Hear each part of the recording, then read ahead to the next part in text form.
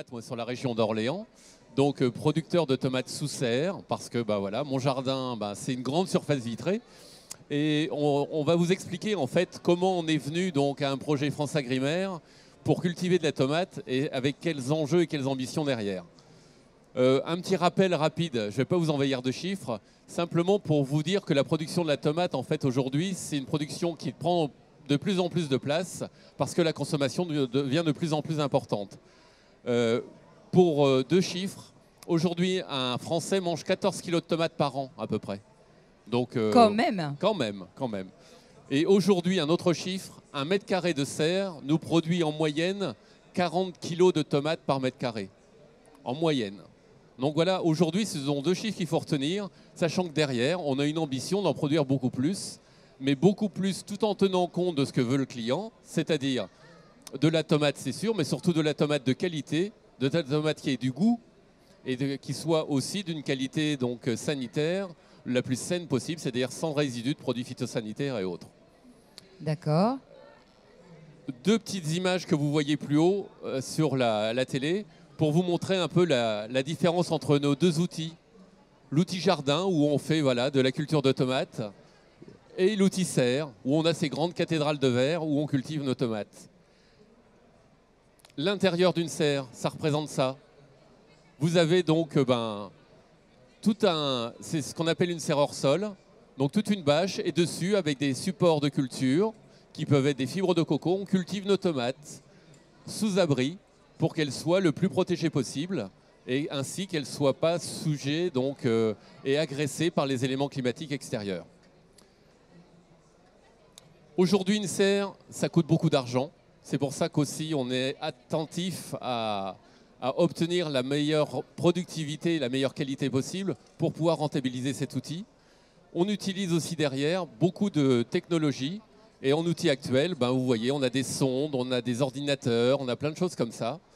Mais on a l'impression de ne pas encore aller assez loin. Et c'est pour ça qu'on a monté un projet donc, de technique numérique donc, pour nos cultures de tomates. C'est-à-dire que plutôt que de subir à chaque fois les éléments climatiques et donc d'agir en réaction, on veut agir en anticipation pour que notre plante soit le plus en plus en forme possible et qu'elle puisse nous dégager le maximum de produits possibles avec une meilleure qualité possible. Et alors, vous êtes allé vers la société qui Sibeltech intervient avec le concours de France Agrimaire. Et donc, c'est Marion qui représente cette société aujourd'hui et qui va nous parler un peu de ces nouvelles technologies pour éviter les soucis climatiques qu'on a dans nos jardins. Allez, Marion, on vous écoute avec passion. Donc on est deux aujourd'hui pour représenter Sibeltech. Je suis avec Totino, notre expert de l'automatisation. Et donc Sibeltech rapidement, donc c'est une petite structure, on est 11, on a commencé en 2014 et nous on fait des technologies numériques, donc, des technologies de l'informatique, de la communication et on s'intéresse à l'agriculture. Tout simplement pourquoi ? Parce que notre réflexion en général sur l'agriculture, c'est un peu la même que celle qu'on a eue avec Jean-Michel sur le maraîchage. C'est-à-dire qu'on s'est dit que Jean-Michel, il avait envie de connaître, d'anticiper, de mieux comprendre comment fonctionnait sa plante pour mieux la traiter.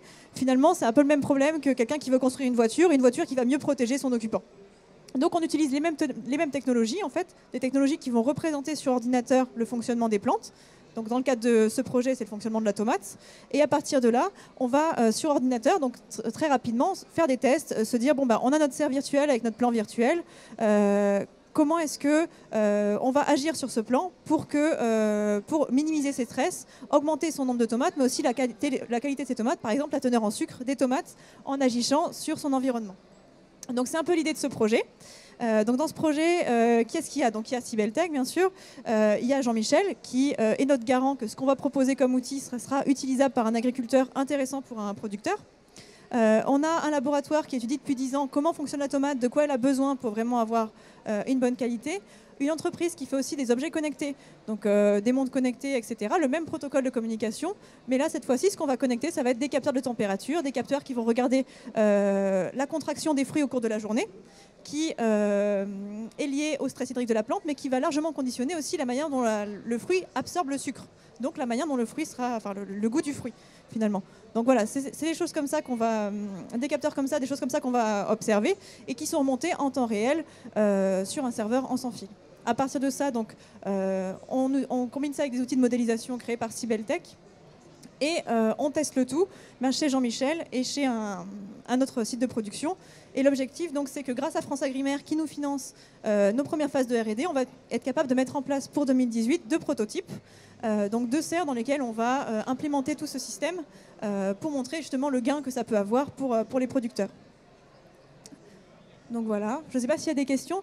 Sinon, Totino peut peut-être vous parler de ce prototype. Ben, avec plaisir, Totino. On est passionné par le sujet. Avec plaisir. Merci beaucoup. Alors, Sibeltech a déjà développé pas mal de technologies concernant plusieurs fruits et légumes, notamment la tomate. Nous sommes capables, par exemple, de modéliser le développement en fait, d'un plant de tomate, une tomate numérique, tout simplement. Alors, nous, on a tout simplement élargi tout simplement notre savoir-faire à la serre et aux conditions climatiques, tout simplement de la serre. Alors, le travail ici, en fait,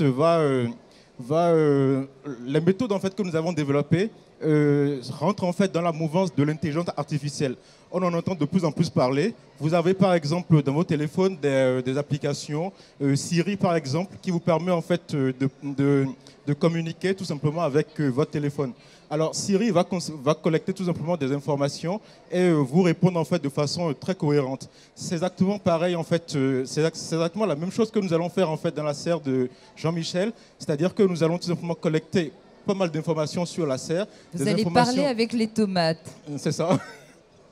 Vous allez communiquer virtuellement avec la tomate. C'est ça, c'est à peu près ça. Mais au-delà de ça, il s'agit en fait de communiquer en fait avec la serre en général. C'est la serre qui va communiquer avec la tomate en réalité. Plus précisément. Donc nous, on va développer donc ces méthodes qui vont comprendre en fait le comportement climatique de la serre en relation avec le climat extérieur, les actions que l'agriculteur fait, etc., etc.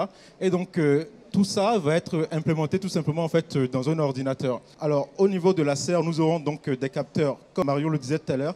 Ces capteurs en fait, vont remonter tout simplement de l'information. Nous, chez Sibeltech, nous allons traiter en fait, ces informations avec la méthode en fait, dont j'ai parlé tout à l'heure.